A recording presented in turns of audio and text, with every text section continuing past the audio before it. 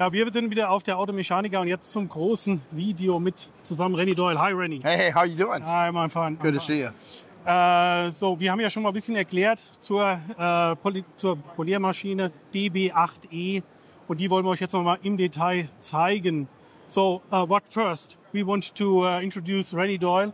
So, Renny, please explain about your influence of the detailing scene a little bit, so the German viewers can get a little overview about your work. There you go. So, my name is Renny Doyle. I'm out of Big Bear Lake, California, a nice little mountain village in the heart of Southern California. I started my detailing career at the young age of 13 years old as a way to get my family off of food stamps and welfare, believe it or not. Okay. And so it was. Unbelievable story. It is. It's pretty amazing that you can go from something that's survival into something that you love. And so I started with nothing, absolutely nothing. Worked my way through, owned several shops through the years, very successful shops.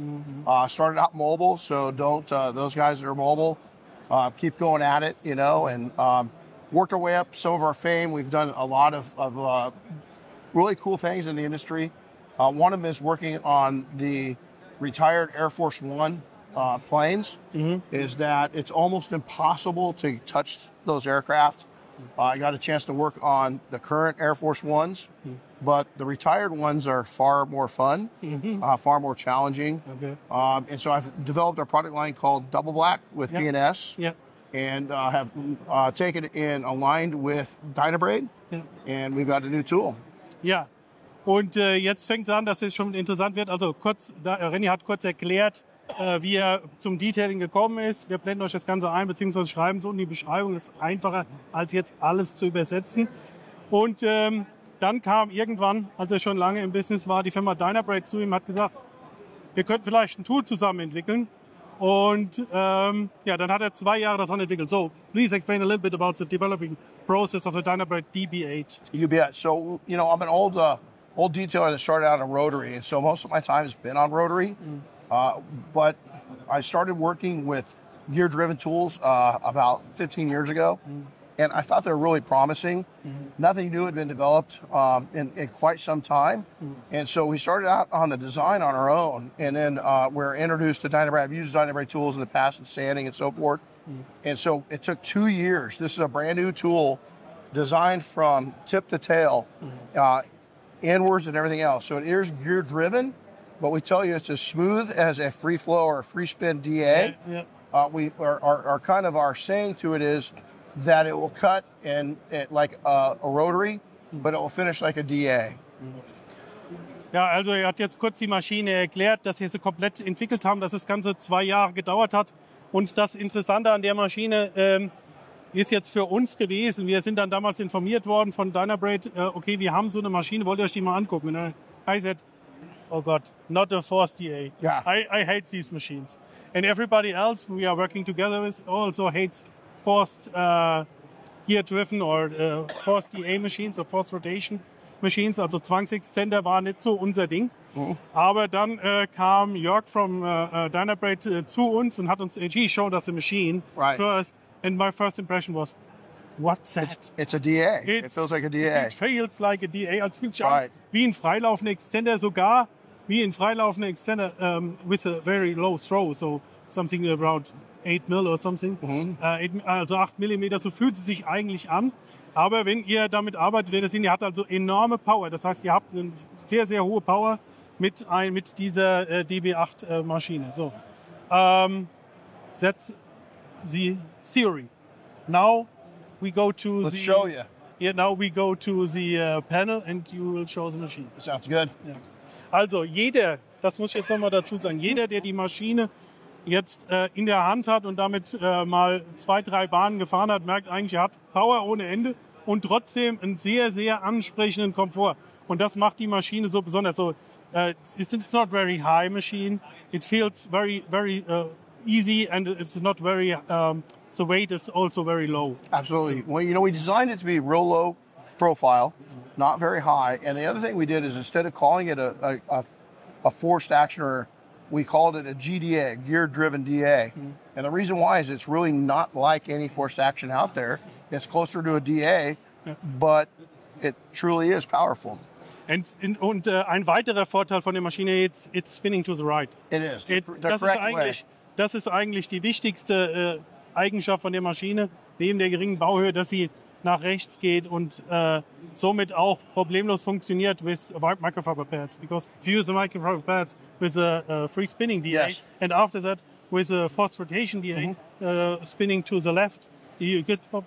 It's popping all over. Hey. Very, very rough. Okay, so genug davon. Let's go to the panel. Sounds good. To the machine.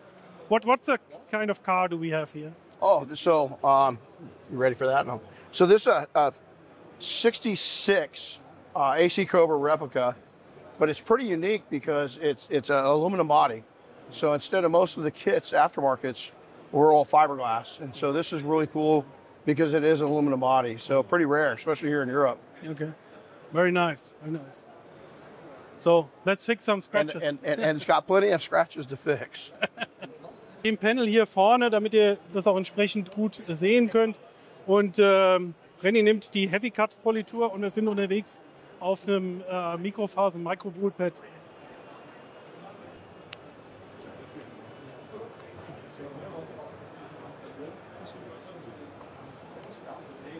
All right, so we're ready to go? We're ready to go. So one of the things I love about this machine is, you know, the balance is incredible. It's really, we had about a dozen different versions blow molded just in the body. And we cut it down, we added clay to it, we completely changed. I think we had 5 or 6 different handle options. But the tail end here was probably the most important part, is because, like, you're not a small guy, right? Yeah. And so we wanted people with average hands to somebody with bigger hands to be able to grab this and feel comfortable with it. So we worked very hard on that. Also, vibration. Vibration is amazing. It's so low. It is, and people don't think about it. It's just not for your hand comfort and body comfort, but it's also for the quality of the work being done. So high vibration is going to take and actually affect the way that the paint comes out. So you can see here the dial is really clear. It's easy. You've got quarter or half points all the way up through, and so you can come through and dial in the speed. And so here we're about mid-speed. You can start it up. It's just really simple. You go one-handed. It goes all the different directions without kicking around. It's not going to control you, but yet just a simple hand up here, and you can see. And then if you torque it, if you really want to put pressure down on it, we call that the no stall zone. And so unlike traditional free spin DAs, you're going to stall it out. That's going to cut, depending on who you listen to, the effectiveness of the work by anywhere by 25 to 50%. And this machine's just not going to have that problem. Yeah. A lot of people ask, well, is this more prone to take and burn paint? And the answer is no. It actually runs really smooth. And because of the rotation and the action of the head and the fact that it's a GDA, is that you don't get near the heat buildup just enough. Heat's your friend and your enemy. And on this machine, we make it our friend, not our enemy. Okay. So you want to give it a shot? Yeah, sure. So watch this. We'll hand up. Just get right there. So we're going to lock this in. Watch this. So we're going to lock the trigger in, okay? And then here we go. I'm just going to hand it right over to you. And it's just, I mean, look, it's just smooth. And so one-handed, and it's easy. So in the lawn, it's nice because you can take and bring your hand all the way back. So if you wanted to reach out and touch something out here, you can extend it out and it's not a big problem with a long neck handle like that. And the nice thing is, if you want to get rid of wobble, all you got to do is see just a little bit of pressure and that wobble goes away. So if you've got an aggressive pad on that's doing some wobble like that, it's just, look, we'll polish this together, you know? This is probably the most important thing about this machine is, look at this, I'll just switch it right over.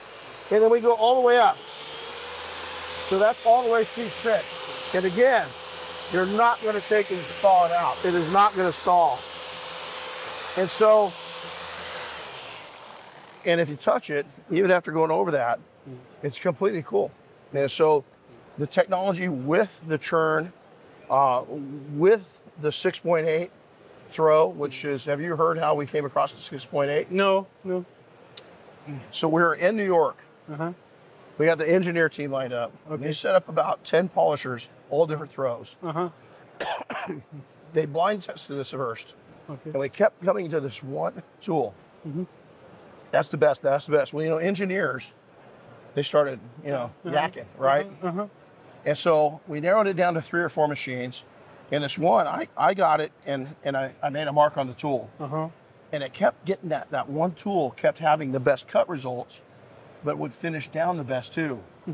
And so the engineers, we had 5 millimeter throw, 6, 7, 8, 9, 10. But there was another one, and it was the one with the mark. And it was a kind of a mistake, and it was 6.8. Okay. And I said, how? They made a mistake. They made a mistake.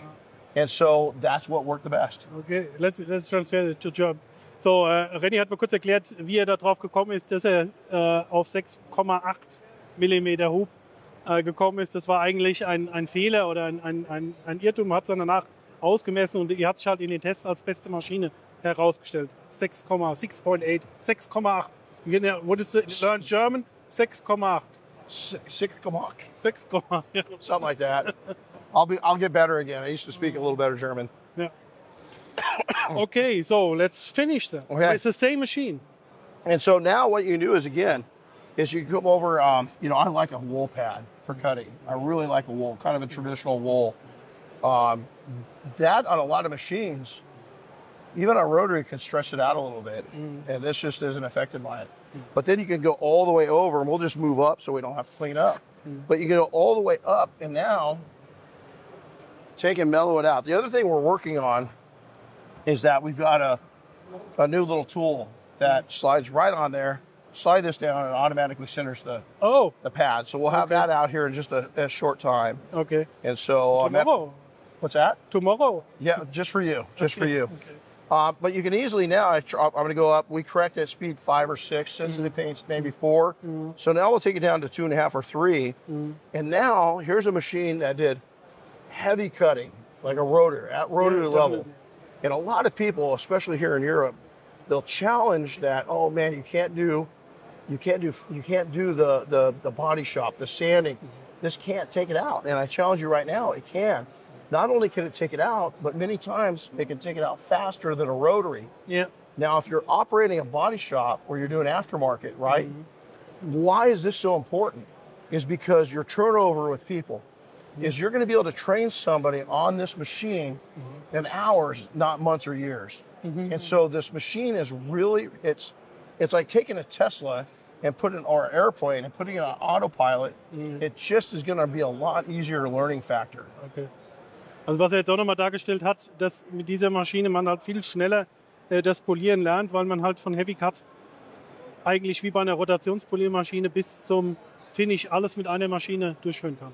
There's going to be a lot of people say, oh man, you know, I'm a rotary guy, you're not, you're full of it. You got to remember, most of my career was spent with no other tool other than a rotary. So I know rotary. I've spent a lot more time on rotary than I have any other technology out there. And it's rare. It's never, I never have to go to a rotary anymore.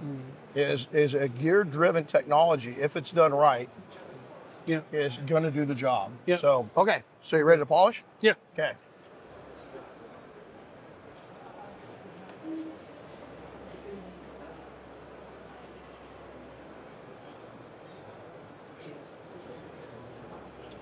All right. We ready? Yep. All right. So now I've got the speed turned down, right? You can go all the way down to 1.5 or 2 on sensitive paint. A little higher on stiffer paint. But the key to this is we cut it earlier. Now we're going to finish it. But the really nice thing about that is I can come right in. See how close I'm getting to that? I can come right in on that. Am I tapping it? Not at all. It's barely what? Right in on that emblem. I mean, directly in there. Low throw. Right there, watch. Again, we're coming close. But try that with a large throw DA. But yet I'm coming in there nice and smooth. And you can tell, look at the pattern. If you look at the pattern here, look how smooth that is. is, again, you're going to be at DA level finishing, but you've got a tool that can cut it beforehand. And so the need for multi-tools really slows down. And then again, if you've got staff, they're going to get proficient at one tool. There's no reason to take the time, energy, and investment to get them going in multiple tools. Yeah, definitely. Very easy to handle, and always a perfect finish with one machine. So can't beat it. Yeah. Can't beat it. Wir haben ja schon einige Videos zu der DB8 gemacht. Wir haben die Maschine seit April bei uns gehabt für längere Zeit. Jetzt sind sie endlich verfügbar und ich bin der Meinung, es ist mit Abstand die beste kabelgebundene Poliermaschine, die es derzeit am Markt gibt. Damit ihr aber nicht die Katze im Sack kaufen müsst, gibt es demnächst bei uns eine Open-House-Veranstaltung. Da kann jeder die Maschine testen. Lieferbar ist die Maschine ab sofort. Endlich ist sie da. So now, Renny, the DB8E in Germany, it comes with one of these green medium pads and also some towels and the polish Dynaquick for one step. But please explain, because we have now all these line in our web shop, please explain also the other compounds. You bet. And so I'll start at Dyna Zero. We did Matt in America, one of the reps, he's a detailing geek. So he'll come up to our laboratory, you know, and we start playing. And so we really have been testing these for about 2 years. Okay. Even before the machine was finished, we were working on this. So Dyna Zero is a heavy cut, yet it will take it on sensitive paints. It's going to still work. And so all you have to do is adjust the pad, and it's doing a great job. And so Dyna 1 is a fine finish. Also pretty good as a one-step, not a bad one-step for sensitive paints. Dyna 2 is your finishing. It's very fine. Let's say you get a car, not too bad. You really don't need to compound it. You do a nice polished job, but you want a little more gloss out of it. Yeah. That's where you're going to bring Dyna 2 in. Okay. And then Dynaquick, as you said, is a really nice one-step. We've been using it on a wide range of hard paints, soft paints, and it does a fantastic job at one-steps. Okay. So, dann habt ihr mal einen Überblick über die verschiedenen Polituren. Wir schreiben die Übersetzung unten rein. Und jetzt muss man dazu sagen, die Dyna 1 hieß früher Dynabrade. So the Dyna 1 in Germany, it's available since many years. It was called before Dynabrade, but now they changed the design. Yep. Aber es ist der gleiche Stoff drin. Und wie gesagt, das Set kommt mit der Dynaquick. So, what else is in the set? It had 2 backing blades, so a 6-inch 150mm backing blade. Correct. And 5.55-inch backing blade für die 125er Maschinen. So, that's the range. But we have something special. We do. We will explain it in a different video about your tool showing the gloss. Maybe you can just tease us that. You bet, you bet. So we decided, a good friend of mine, Michael Hill, who's a physicist, but he's a detailer. So we call it our rocket science in-house, right?